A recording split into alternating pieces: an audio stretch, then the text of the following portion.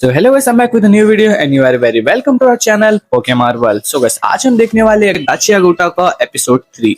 और guys, तुम्हें इसके पहले के एपिसोड देखने हैं तो मैं उसे एंड स्क्रीन में भी दे रहा हूँ और तुम्हें डिस्क्रिप्शन में भी उसकी लिंक मिल जाएगी। तो गाइस, अब बिना देरी किए अपने एपिसोड को शुरू करते हैं। जैसे गाइस, पिछले एपिसोड में हमने देखा था कि रूडो के अंदर एक स्पेशल पावर आ जाती है और ये देखकर एंजिन उसे अपनी टीम क्लीनर्स में ज्वाइन करने का ऑफर देता है। ऑफर क्या भाई, वो उसे जबरदस्ती कर रहा है। और उसके बाद हम यहाँ पे देखते हैं कि स्टार्टिंग में एक जनका नाम का आदमी हमें दिखाया जाता है, जिसे एंजिन कॉल करके बता रहा होता है कि उसे कचरे के ढेर में एक स्पेशल लड़का मिला है जिसके पास भी पावर्स है और ऐसे पावर्स उसने आज तक नहीं देखी है, इसीलिए उसने उसे क्लीनर्स में भर्ती कर लिया है। फिलहाल एंजिन और रूडो एक डॉक्टर के पास है जो कि रूडो की पट्टी कर रहा था और रूडो यहाँ पे चिल्लाते हुए कहता है कि मैंने कहा था ना तुम्हारी टीम नहीं ज्वाइन करनी है। तभी वो डॉक्टर एकदम से चिल्लाता है कि अरे बच्चे, तुम उस कचरे के ढेर के पास गए ही क्यों थे? थोड़ी देर और अगर वहां सांस लेते तो तुम्हारा ऊपर का टिकट जरूर कट जाता और फिर तुम्हें गुंडों ने किडनैप भी कर लिया। तुम्हें तो इस भले आदमी का शुक्रिया कहना चाहिए और मैं कोई बूढ़ा आदमी नहीं, बूढ़ी औरत हूँ। यहाँ पे फिर रूडो की पट्टी हो जाती है और वो दोनों बाहर आ जाते हैं। इलाज के पैसे भाई यहाँ पे एंजिन ने दिए थे। रूडो उसे थैंक यू कहता है। रूडो यहाँ पे कहता है कि मुझे तुम्हारी टीम नहीं ज्वाइन करनी है, मुझे बस एक रास्ता चाहिए जो कि मुझे ऊपर ले जा सके।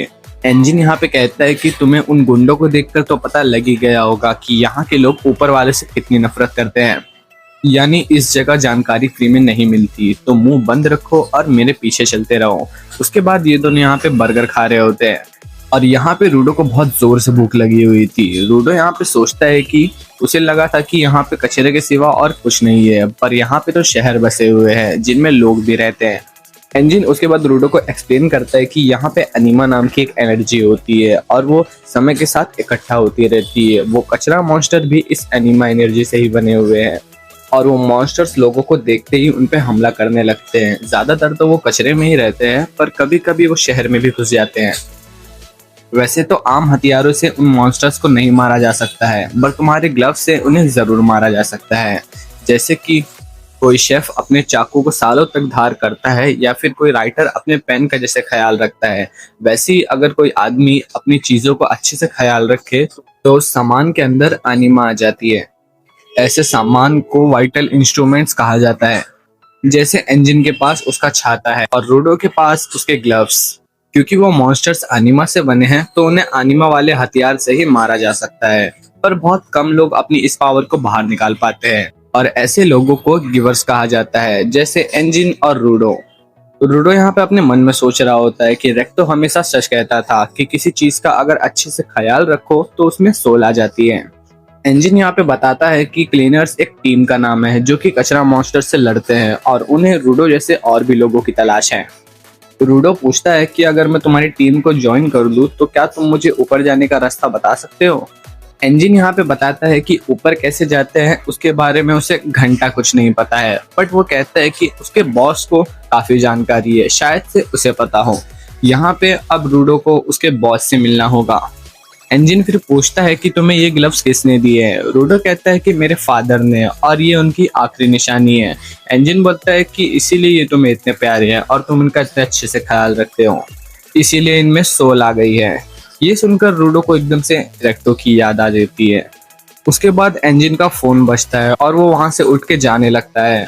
रूडो उसे शुक्रिया कहता है उसे अब तक बचाने के लिए और जाते जाते एंजिन उसे एक पैसे से भरी हुई पोटली भी देता है जो उसे रूडो के कपड़े बेचने से मिले हैं और हॉस्पिटल का और खाने का खर्चा भी उसने उसी में से दिया था। ये सुनकर यहाँ पर रूडो एकदम से गुस्सा होने लगता है उसके ऊपर। एंजिल बोलता है वैसे भी उन कपड़ों में लोग तुम्हें पहचान जाते कि तुम ऊपर से आए हो। खैर, मैं तुम्हारे होने वाले ट्रेनर से मिलने जा रहा हूँ तो तुम मेरा यहीं पे वेट करो। तभी वहां पे एक बिल्ली आके रूडो के पैसों से भरी हुई पोटली उठा के लेके जाने लगती है। रूडो उसका पीछा करता है, तभी वो बिल्ली एक गली में घुस जाती है और रूडो को वहां पे एक लाठी मिलती है जिसकी मदद से उस बिल्ली को वो पकड़ के अपने पैसों की पोटली ले लेता है।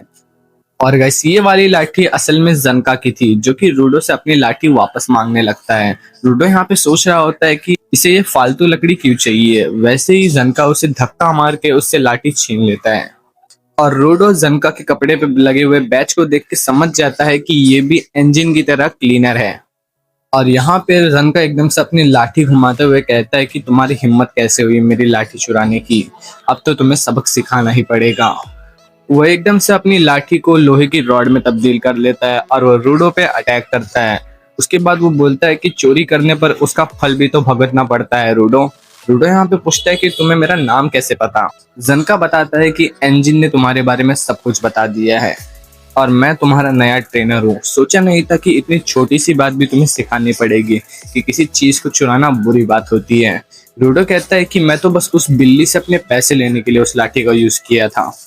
जनका बोलता है कि लगता है तुम्हारे बाप ने तुम्हें अच्छे संस्कार नहीं दिए। ये सुन के रूडो एकदम से यहाँ पे भड़क जाता है, बट उसे अचानक से रेक्टो की बात याद आ जाती है। अगर तुम चाहते हो कि कोई तुम्हारी बात सुने तो उससे शांति से बात करके देखो। ठंडे दिमाग से ये सोचो कि सामने वाले के दिमाग में क्या चल रहा है। रूडो फिर सोचता है कि मैंने इसकी छड़ी चुराई है तो इसको तो गुस्सा आना ही था। अगर कोई मेरे ग्लव्स चुरा लेता तो मैं भी यही करता। रूडो फिर जनका से माफी मांगता है कि उसे पता नहीं था कि वो लाठी उसके लिए कितनी खास है। ये सुनते ही जनका का गुस्सा एकदम से शांत हो जाता है और वो बोलता है कि ये मेरा खजाना है तो इसे लेके मैं बहुत ज्यादा गुस्सा हो गया था। और ये देख के रूडो यहाँ पे एकदम से हैरान हो जाता है और वो सोचता है कि रेक्टो ने सही कहा था, बातचीत करने से मामला शांत हो गया। और उसके बाद जनका एकदम से उसे हाथ दे के उठाता है और पूछता है कि तुम्हारा स्पेशल आइटम क्या है। तो रूडो उसके बाद जनका को अपने ग्लव्स दिखाता है और वो कहता है कि मुझे नहीं पता कि ये क्या कर सकते हैं।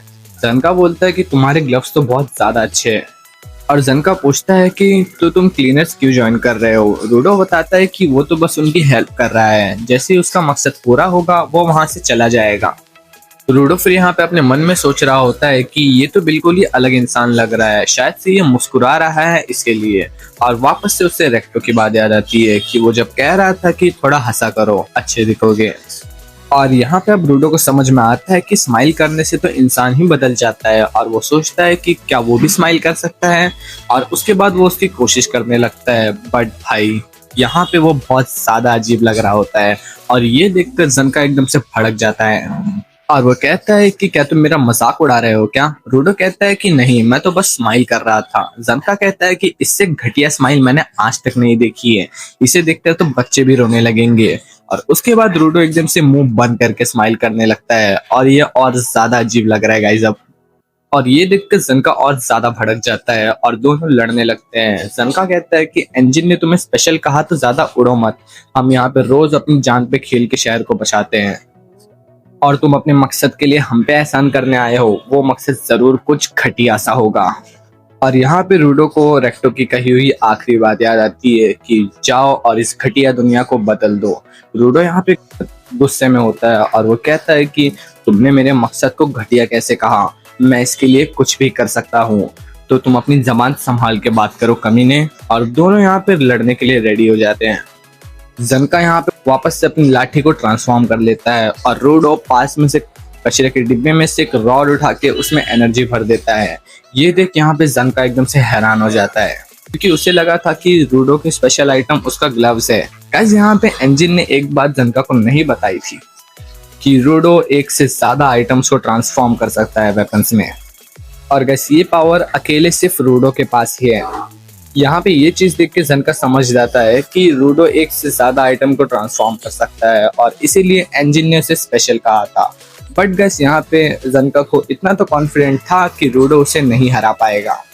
और गैस तब भी एकदम से जनका की लाठी ऊपर से आके नीचे गिरती है और रूडो को तो ये पता भी नहीं होता कि उसने ये लाठी ऊपर कब फेंकी और वो जनका पे अटैक करने जाता है। बट जनका को उससे कुछ नहीं होता और रूडो जनका के सामने थोड़ा धीमा भी पड़ रहा था, वो एकदम से रूडो को जमीन पे दे मारता है।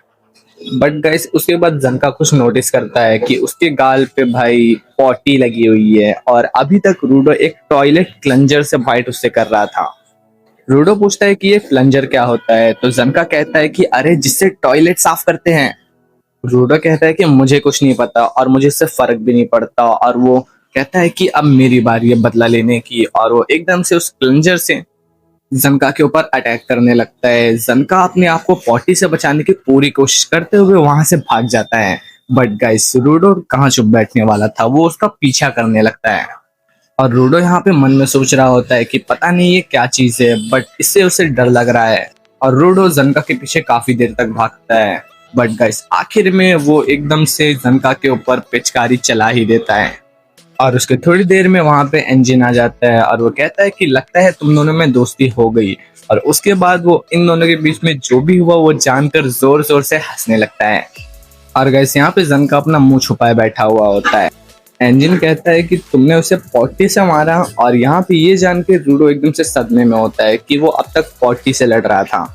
जनका एक अमीर बाप की औलाद है और तुमने उस पे 40 लगा दी। खैर जो भी हो, जनका हमारा एक काबिल गिवर है और जो कि इंस्ट्रूमेंट्स के बारे में काफी नॉलेज रखता है और ये तुम्हें भी सिखाएगा।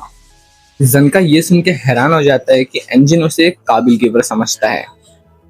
उसके बाद हम कार के पीछे देखते हैं जहाँ पे एक लड़की लेटी हुई रहती है और इसका नाम रियो होता है। और वो लड़की उठती है और वो रूडो के बालों को छूने लगती है और वो कहती है कि क्या तुमने अपने बाल डाई करवाए है क्या। रूडो यहाँ पे कहता है कि एक लड़की मेरे बालों से खेल रही है, यहाँ की जिंदगी तो मस्त है यार। फिर एंजिन कहता है कि अब हम घर जा रहे हैं, यानी कि क्लीनर्स के हेडक्वार्टर। और इसी के साथ ये वाला एपिसोड यहीं पे एंड हो जाता है। तो गाइस तुम्हें ये वाला एपिसोड कैसा लगा कमेंट में जरूर बता के जाना, क्योंकि इस एपिसोड में हमें 2 नए कैरेक्टर इंट्रोड्यूस किए गए हैं, जनका और रियो। और शायद से गाइस अगले एपिसोड से अब हमारे रूडो की ट्रेनिंग चालू होने वाली है जनका के द्वारा। तो गाइस मैं मिलता हूँ तुमसे नेक्स्ट वीडियो में, तब तक के लिए स्टे ट्यून्ड।